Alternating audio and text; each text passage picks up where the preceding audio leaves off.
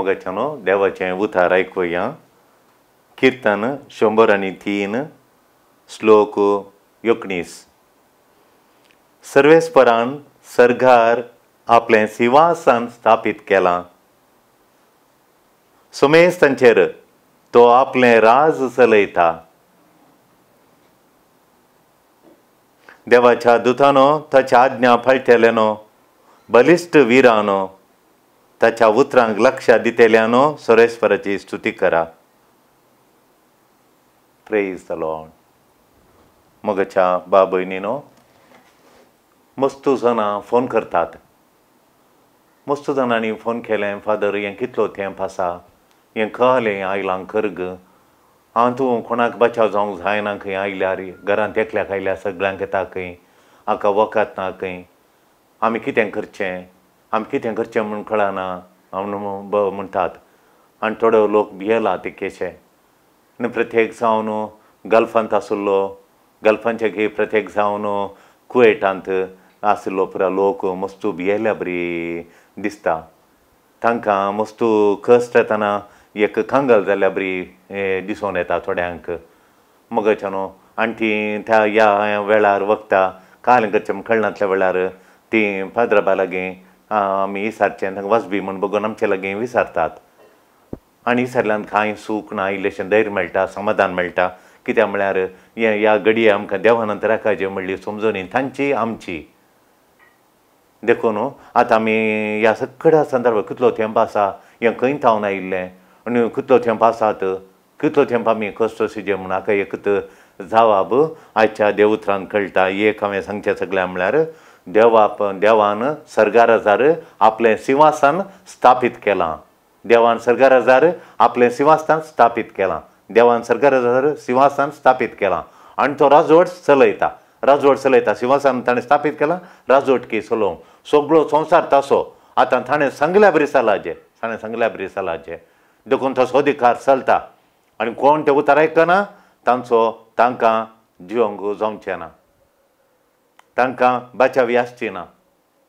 वय देखून देवाचे उतार हर एकल्यान आयकचेत. देवाचे उतार देव सिंहासनाचेर बसला, राजवटकी चलयता म्हूण सांगलें आमी वाचलें. सिंहासनार बरोबर बसल्यानो आमी ताची स्तुती करीची म्हणून. ह्या तिनांत आमकां ह्या सगळ्याचें ह्या संवसारा आज कली पिडा, ही कोरोना वायरस म्हणली पिडा चलतेत आसा पळय, तो सगळ्याक थावन आमकां बचावी मेळचे दिसून आयतली जाप तांतू आसा आमकां. वय देखून आमची प्रतिक्रिया कली, आमची प्रतिक्रिया सिंहासनार बसल्या देवाक अर्गां वगळाप स्तुती आराधना करची. ताणें सिंहासनार बसला म्हूण सांगलें. तो सिंहासनार बसला, राजवटकी चलयता. राजवटी म्हळ्यार हाळे सगळे राज चलयता. तो ओगेत बसोना. सगळ्यांनी समान सारकें आसाचें. कितें करताय तें कितें करचें. तुजी जी न्ही तुवें सोबीत करून चलोवन वरीचें.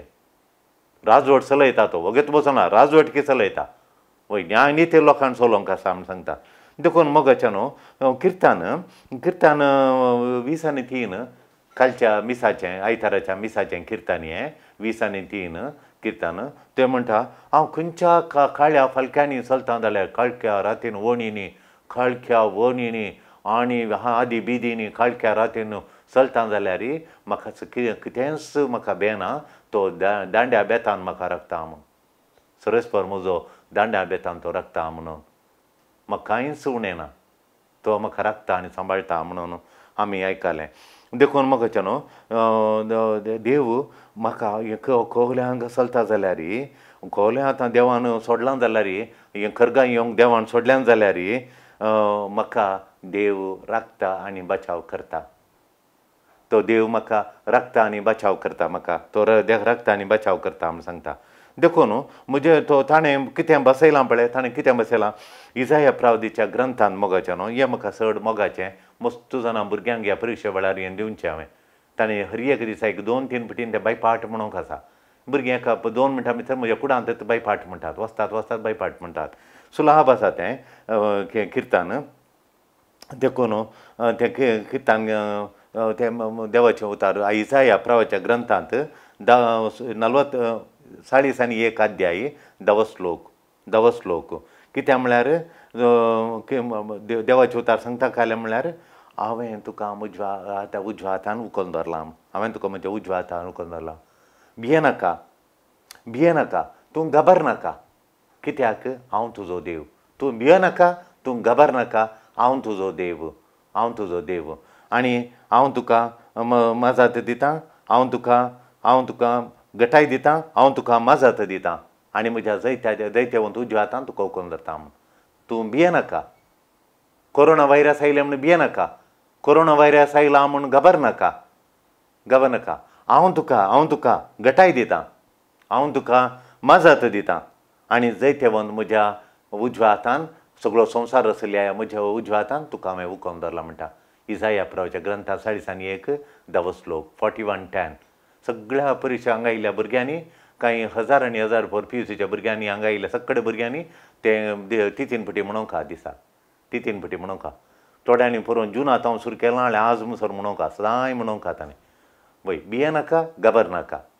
कित्याक भियेनाका आनी घाबरनाका परीक्षा आयली म्हूण म्हाका शिकोवंका म्हाका बसान घाबरनाका भियेनाका हांव तुका गटाय दितां मजत दितां तुका काय उण्यान तें हांव बतीक करून दितां हांव मजत दितां हांव तुका मजत दितां आनी जैत्यवंत म्हज्या उजव्या हातान तुका उखलून धरता आपोल दिव उखलून धरता म्हूण हाच्या खबर तें ह्या दिसांनी दुसरें आयकूंक जाय गी ह्या फाटल्या 20 वर्सांत हांव न्हू हांवें बरोवन दिल्यान ते स्टिकारां करिल्ल्यान म्हाका एक बरो मनीस जालो तो खाल्यान खर्जेगी फादर तुमकां म्हळ्यार हांव हें बरोवन दिवचें तो स्टिकारां करून हाडटालो घराच्या दारार लावंक बेडरुमांच्या वाड्रोबाच्या थंय रावंक आरश्यांक लावंक आनी पुरा घराच्या दरवाट्याचेर लावंक आलतारी कडेन लावंक तेलो थोड दोळे म्हाका दिसता आमचे दिश्ट येता आनी वचता घाबरनाका म्हणटा न्हू बरें जाता तशें देखून म्हाका न्हू हांवें सदां नित्य वचता म्हज्या बुकार हांवें तांबडे लायन्स घालून दवरल्यात पळयता दिसता म्हाका तें म्हज्या वांजेलांत देखून हांव तें सदां नित्य वचता एक देखून देवाचें उतार आमकां उखलून धरता म्हणटा देवान उखलून धरतना म्हाका कोणेंय दुस्मान आनी वायरस सोडून लगाड करूंक जाता गी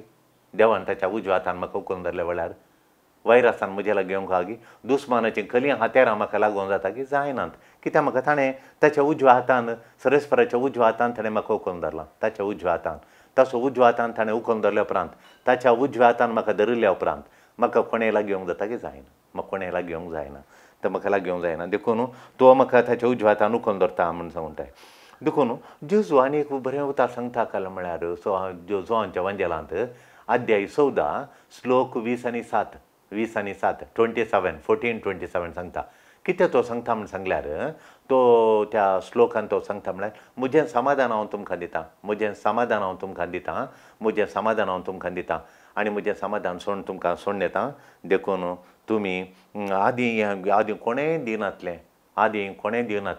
हें समाधान हांव तुमकां दितां संवसारांत हांव दिवंक जायना तें समाधान दितां आतां ह्या पिड्येक पळय कोरोना व्हायरस ताका कोरोना व्हायरसाक कलें वखद ना म्हणून आयलां ताका वखद देंवत म्हणटात देवाच्या हातांत आसात म्हूण आमी डॉक्टरा कडेन म्हळ्यार ना देवा सोत्तूब आमकां आशिर्वाद हेजें हें नातल्या बरी म्हूण ते सांगून आसात वय देखून मोगाच्या न्हू देखून आमचें बोगणांक राग बेजाराय खंत हें खावन जाता म्हूण ह्या बोगणाचे प्रास आमी खावन जायचे म्हळ्यार भावार्थ देव आसा आमकां सोण घालना म्हणून आमची सत्राय आमी करीचे डॉक्टर कितें सांगता तें आयकचें सत्राय करीचे ह्या पिडा आयिल्ल्या कोणा मेळोंक वचून उजो तांणी आपडल्या वस्तूंक आमी आपडून उजो आपडल्या वस्तूंक आनी आमी आपडून उजो आनी त्या जाळी आमकां येना आनी मास्क बांदल्या जालें कोणाड उलयतना ही पिडा कोणाक आसा म्हूण कळना देखून मास्क तोंडार घाल्या जालें देखून ही पिडा देखून ह्या पटी ह्या वेळार हें खर्ग आयिल्ल्या वेळार आमी कितें मोगाच्यान ह्या खर्ग आयिल्ल्या वेळार आमची प्रतिक्रिया कळली आतां हें खर्ग घेताना आमी कशी प्रतिक्रिया दिवची एक प्रतिक्रिया म्हळ्यार आमची एक प्रतिक्रिया जाय जे मोगाच्यान हे दोळ केन्नाय म्हज्या जिणेन मागानातल्या बरी आमी मागाचें ह्यो दोळ म्हज्या जिणेन मागानातल्या बरी मागाचें देखून ह्या प्राजिताच्या काळार आमी विशेश करून उपास धरला हांगा मस्त कस जाता आमकां मस्त कस जाता अस्कत जाता थोडे फावटी उठोवंक जायना तशें तितलें पुरासान जाता बसोवंक जायना आनी परत जाल्यारय आमी येदोळ मागानातल्या बरी आतां मागाचें म्हूण आमी एक निर्धार काडला येदोळ म्हज्या जिणेन मागानातलें मागणें ह्या टायमार आनी मागाचें ताका उपास आनी धरून मागाचें मावून पडून जावन धरून मागाचें उलाणें जाता तितलें उणें करीचें आनी खालत्या पांयान देवाचें उतार ध्यान करचें देवाचें उतार ध्यान करून मागाचें त्या जाल्यार मात्र आमकां दिके ह्या कश्टांच्या खालार समाधानान रावंक जाता धैर्यान बावडतान जियोंक जाता देखून येदोळ मागानातल्या बरी आमी मागाचें हांव तुमचे लागीं आज जोड मागतां सोमया लागीं ह्यो दोळ मागानातल्या बरी आमी मागणें करया, ह्यो दोळ हांवें सोमया कडेन उलयनातल्या बरी आतां उलया तोलो ह्यो दोळ नातुलो संबंद सोमयाक लागीं आतां घट संबंद दवरया, सोमयाचो तूड आस मतीन दवरया. देखून तसले आशिर्वाद आमी ह्या दिल्या तसले आशिर्वाद देवातावन आमी जोडून खणया मोगाच्यानो. देखून आतां प्रयत्न मागे आमी खलत्या काळजान देवाच्या मोगान बरोवन देवा थंय जेजू थंय रोमया. आनी प्रत्येक जावन ह्या टायमार मस्तू जावन वॉट्सॅपार धाडटात, बारीक खुशी जाली फॉरवर्ड करतात, जाता तितल्यांक तुमी फॉरवर्ड करा. 2 Chronicles chapter 7 इतिहासाच्या ग्रंथांत, दुसरो इतिहासाच्या ग्रंथांत अध्याय 7 श्लोक 14 अध्याय 7 श्लोक 14 तो कितें सांगता म्हण सांगल्यार तुमी म्हजो लोक म्हजे थंय खालतो जाय जाल्यार, म्हजो लोक म्हजी परजा म्हजे थंय खालतेपण दाखय जाल्यार ती खालतीन दाखयल्यार म्हजे लागीं मागाजे, तांणी खालतेन जायचें आनी मागाचें, खालत्या काळजान मागाचें, खालतीन जावन मागाचें. तांचे कितेंय तें घर वाणी आसा पळय तांणी ह्या टायमार सोडिचें, खाल जायचें, तांणी देवा मुखार खाल जायचें, म्हज्या लोकांनी म्हज्या मुखार खाल जायचें, तांणी मागाचें. तांणी मागलें जाल्यार आनी म्हाका सोदिचें, तांणी सोदिचें. ह्यो दोळ म्हणसर सकाळीं उठोवन इटलीन हांव पळयतालो, सकाळीं उठोवन ती फुटबॉल खेळोंक येतालीं, देवाक आराधन करून स्तुती करून इगर्जेन कोणी ना. सांजेर म्हण येतात घेवन पळयल्यार सांजेर बाराक गेलीं, बार एन्जॉयमेंट एम्युजमेंट बार्स आसात, बाराक गेलीं. आनी थोडीं दुडवा फाटल्यान गेलीं, दुडू पयशे बदीक तो तांकां जाय, तांचें आराधन, थोड्यांक फुटबॉलाचें आराधन, आनी थोड्यांक गेम्साचें स्पोर्ट्साचें आराधन, थोड्यांक बाराचें आराधन. आनी तशें देव कोणाक नाका, देखून म्हाका तांणी सोदिचें, फुटबॉल ग्रावंड सोदिचें न्ही, आनी स्पोर्ट्स सोदिचें न्ही, आनी बार सोदिचें न्ही, आनी दुडवाचें करचें थंय मात्र केल्यार पावना. तांणी काल करचें ह्या आईन वखदां तांणी म्हाका सोदिचें, तांणी मागाचें, तांणी खाल जायचें, पयलें खाल जायचें, मागाचें, म्हाका खऱ्या काळजान सोदिचें.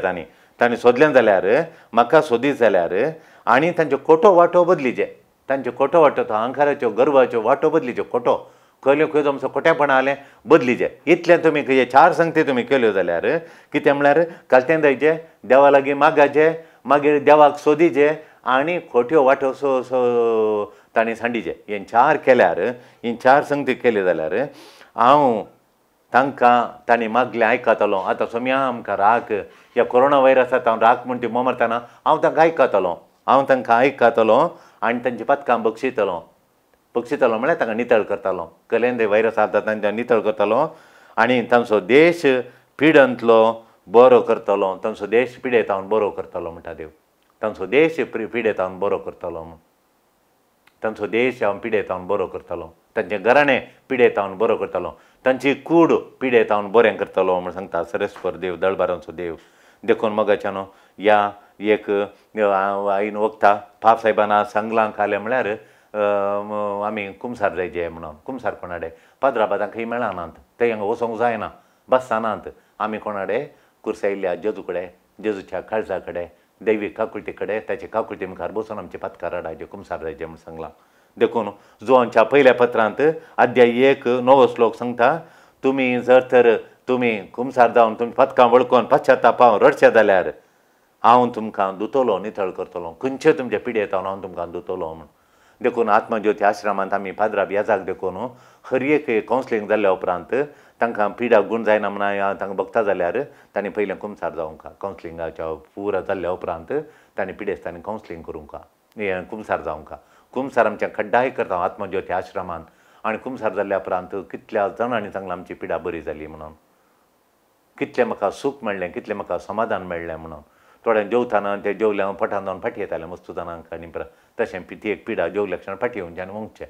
आनी ते कितल्या जाणांनी म्हणून आजूच बरें जालें फादर, हांगाच बरें जालें, ती दूख भितरली वटचें आतां हांगा रावलें म्हणून. घरा वचून जेवण कर आनी बरीं आसात. देखून मोगाच्यानो जायत्यो पिडाक गूण केला देवान. देखून देव सांगता खालें म्हळ्यार आज पाप साहेबान सांगलां, तुमी फादराबा सोदून आनी फादरा मेळटा आनी फादराबा जाया. आतां तुमी कुडले बाप तुमचो, तो बाप आयकता, तुमचो बाप म्हणटा तो बाप तो. देखून तो बाप जाल्ल्या वेळान देखून तो कुडले तुमकां आयकता, ताचे कडेन तुमी पाथाक रडा तुमचें म्हणटा. कुमसार जाया ताचे कडेन, कुमसार जाया, पाथाक रडा, पाश्चाताप पावा, बक्षान मागा आनी बापाडे राज्य जाया म्हणटा पाप साहेब. कूडले देखून आमी जुआंच्या पहिल्या पत्रांत अध्याय 1 श्लोक 9 सांगता, तुमी देवाक लायफ सरेंडर केलें जाल्यार देव तुमकां नितळ करता. सगळें आमचें कितें मेळ्ळें जालां भितर पुरो नितळ करता. Praise the Lord, hallelujah. देखून देवा लागीं आमी बोगसाने मागया, ताचे आशिर्वाद मागया आनी आमी नितळ जाया आनी ह्या पिडेत हांव देरकणया. आनी पिडेन बोगणांनी बावाडत देवाचेर विश्वास आनी धैर्याचें देव आसा म्हणलें आमकां सोण घाल्ला म्हणलें धैर्य आमकां आसाचें. देवाचें तें धैर्य कोणाक आसा? देव तांकां त्या धैर्या प्रमाणें तांच्या आशे प्रमाणें तांकां बचाव करतलो. Praise the Lord, hallelujah.